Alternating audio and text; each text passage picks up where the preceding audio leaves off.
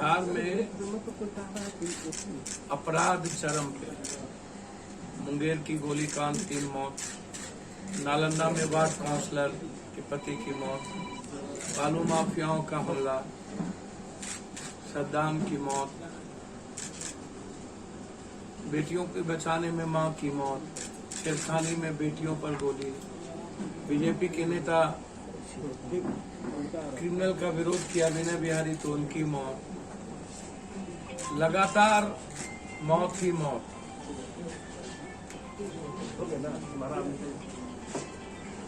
मैं जानना चाहता हूं सरकार से और विपक्ष से, दोनों आदमी को एक दूसरे की आलोचना के अलावा कोई मुद्दा बिहार का क्यों नहीं दिखता है? और विपक्ष के लिए इतना मुद्दाहीन विपक्ष मैंने जीवन में नहीं देखा। मुकेश सहनी या कोई सहनी कोई एक गलत तरीका है जिस पर नीतीश कुमार जी भी कह चुके, माफी मांग चुके। अब जिस तरीके से नीतीश कुमार जी का इस्तीफा, अरे भाई बालू माफिया पर क्यों नहीं बोलते हो, जो दोनों आदमी मिल करके खेल खेल रहे हैं बिहार में। बालू माफियाओं में विपक्ष की मुंह इसलिए नहीं खुलती है कि आधा शेयर विपक्ष के पैसे का है। मैं चैलेंज करता हूं विपक्ष और सत्ता पक्ष को, आपके सारे एमएलए एमएलसी बालू में इन्वॉल्व हैं या नहीं? आप बालू माफियाओं के खिलाफ सदन में बात क्यों नहीं करते? आप शराब में लोग मरे उस पर बात क्यों नहीं करते? देवेंद्र वर्मा की हत्या, मर्डर कर दिया गया, एक विधायक उसमें इन्वॉल्व है, उसमें आप बात क्यों नहीं करते? इतने दलित शराब में मर गए, आप उसकी बात क्यों नहीं करते हैं? क्योंकि शराब में दोनों का पैसा इन्वॉल्व, बालू में भी दोनों का पैसा इन्वॉल्व है, शराब में भी दोनों का पैसा इन्वॉल्व है, और जमीन की माफियाओं में भी दोनों का पैसा इन्वॉल्व है, जिसके चलते मर्डर पर मर्डर होते जा रहे हैं।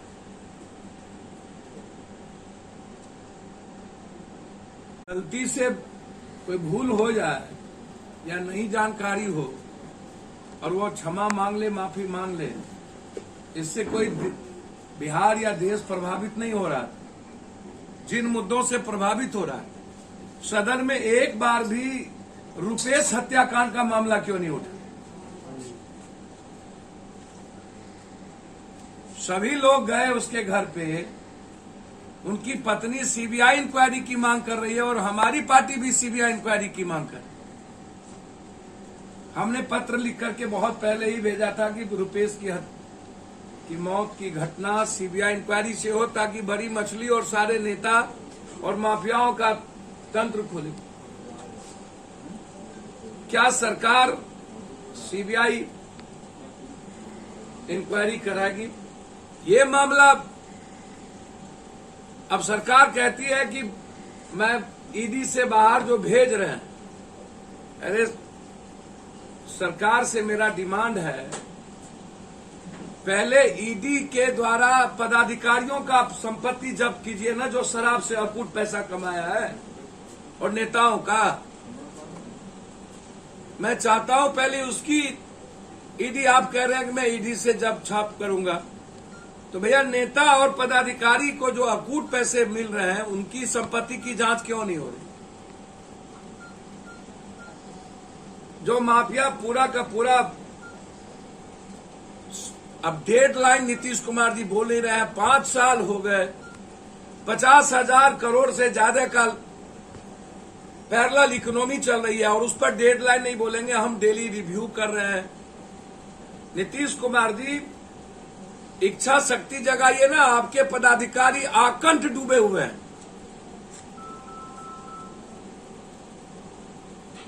और सत्ता पक्ष और विपक्ष एक दूसरे को गाली गलौज देने में, दोनों सत्ता पक्ष को लग रहा है कि मैं एकदम सुरक्षित हूं। बेसिक मुद्दा 19 लाख का पलायन का ये उठ ही नहीं रहा, शराब का मुद्दा उठ ही नहीं रहा है। पूरे बिहार में लॉ एंड ऑर्डर का नालंदा में 5 हत्या हो चुकी है इस 2 सप्ताह के अंदर। ये मुद्दा उठ ही नहीं रहा है। तो सत्ता पक्ष बिल्कुल मजे में है। मुद्दा ऐसे है जिससे सरकार ही नहीं है किसी चीजों को। तो हम तो आग्रह करेंगे कि एक डेडलाइन शराब का हो। मैं भी चाहता हूं कि शराब बंद हो, लेकिन एक डेडलाइन, यदि आप पूरा का पूरा पार्टी के लिए आधा पैसा चंदा उगाही शराब के द्वारा होगी, दोनों पार्टी,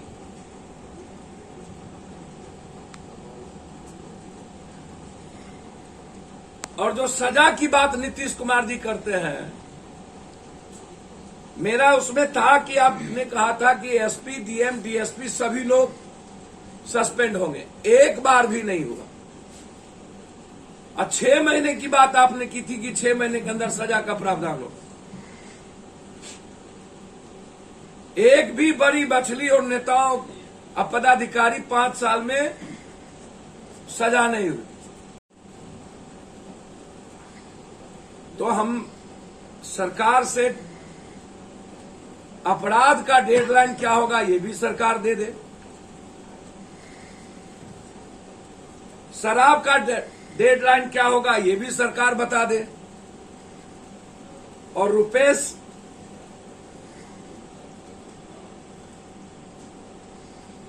की हत्या का क्या सीबीआई इंक्वायरी होगी। एक तरफ सरकार मुखिया के चुनाव लड़ने वालों से आप संपत्ति का ब्यौरा मांग रहे हैं, और जो पदाधिकारी का संपत्ति का ब्यौरा मांगा उस आईजी को आपने ट्रांसफर कर दिया यहां से।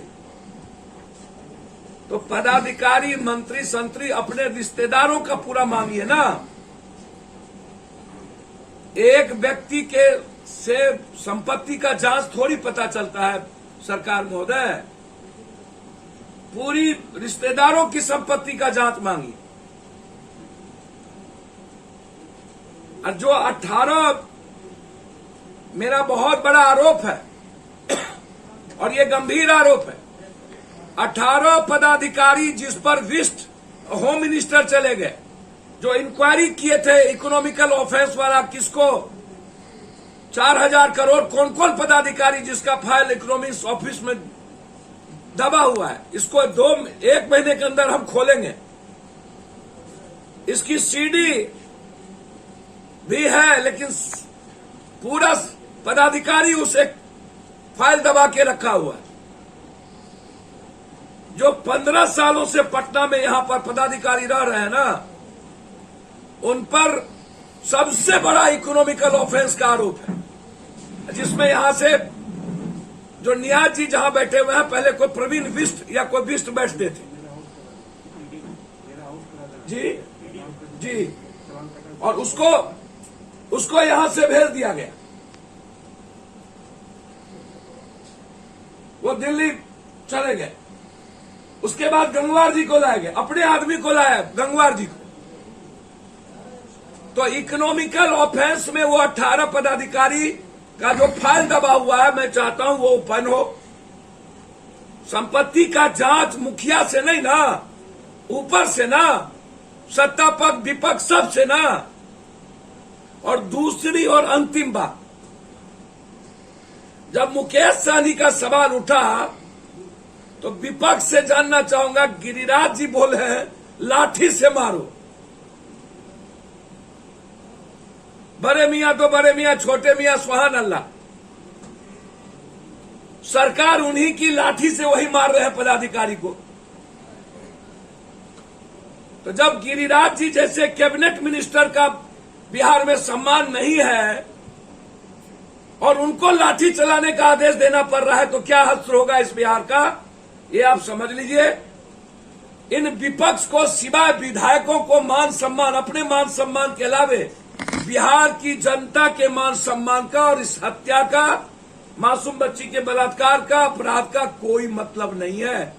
अपनी सुरक्षा, अपने को सुरक्षित करने में लगे हुए हैं। मैं चाहूंगा कि निश्चित रूप से वो 18 पदाधिकारी का इकोनॉमिकल ऑफेंस पर जो वो फाइल दबा हुआ उसको निकालिए। आप मुखिया का पूरा ब्यौरा लीजिए, लेकिन सारे नेता और पदाधिकारियों का ब्यौरा ऑनलाइन कीजिए, उनके रिश्तेदारों को। इसीलिए जो हालात हैं, जो परिस्थितियां हैं, उसमें मैं सिर्फ इतना ही कह सकता हूं कि हालात अच्छे नहीं है। छपरा इंजीनियरिंग कॉलेज में 4 घंटे तक लगातार जूनियर और सीनियर छात्र में मारपीट होता रहा, लगातार। अनकंट्रोल है स्थिति, और नालंदा अनकंट्रोल है, जहां के मुख्यमंत्री हैं हमारे। 1 महीने के अंदर 4 दर्जन के लगभग मर्डर हो चुके हैं वहां, और बलात्कार। जब नालंदा सुरक्षित नहीं है तो फिर और कौन जिला सुरक्षित?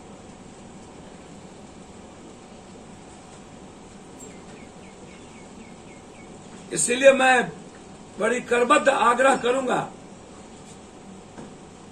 कि इस बिहार को बचाइए, और विपक्ष से आग्रह करेंगे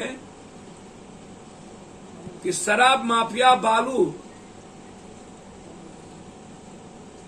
और शराब पर बोलने के पहले अपना अपना ब्लड जांच करा लीजिए।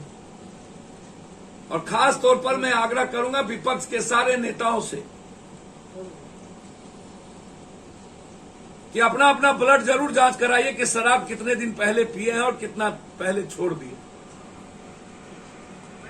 यदि इस बिहार के एक एक थानेदार का आप ब्लड जांच कराइए तो कोई रात नहीं होगा, लगभग 80% थानेदार डेली दारू पीता है।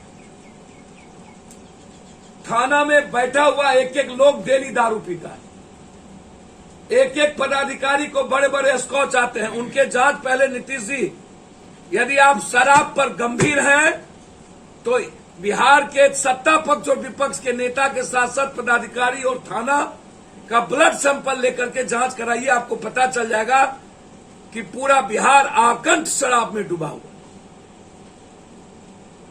सिर्फ बोलने से नहीं होगा, और रुपेश की पत्नी को न्याय मिले, इसका हम मांग करते हैं।